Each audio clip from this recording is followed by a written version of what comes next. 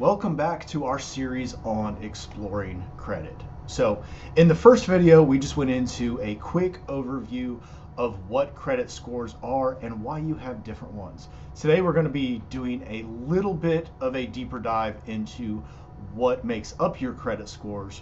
And then in future videos, we will break down the individual components. So what goes into your credit score? So there are 5 things that they look at. The first and the most important is your payment history.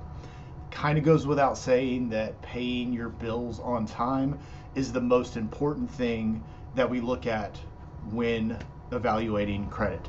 Now, this makes up 35% of your credit score. So paying your bills on time, obviously not being late, is going to make up the most. So now jumping down to 30% of your credit score is the amount owed. Credit cards, for example, if you have a $10,000 limit on your credit card, do you have $1,000 on that credit card or $9,000 on that credit card? That makes up 30% of your score.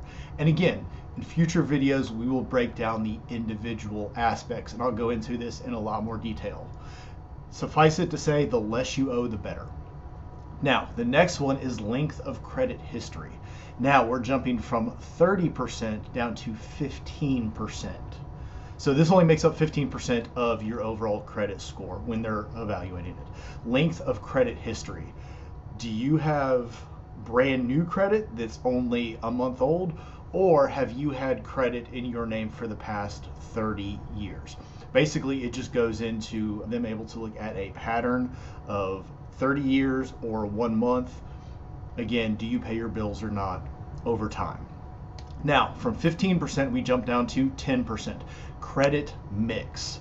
So different types of credit. You have installment loans, car loans, credit cards, mortgages. These are different types of credit. You don't have to have all of the different types, but if you just have one credit card versus one credit card, one car loan, one previous mortgage, it's just a more holistic view that they're able to take a look at when determining your credit score. Now again, you do not have to have all the different types of credit. Also at 10% and last is new credit.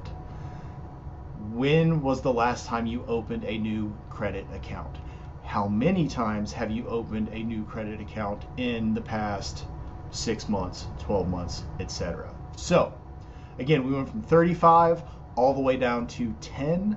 So the 10's your credit history, your credit mix, and new credit are still important, but it's not nearly as important as your payment history, which is weighted at 35%.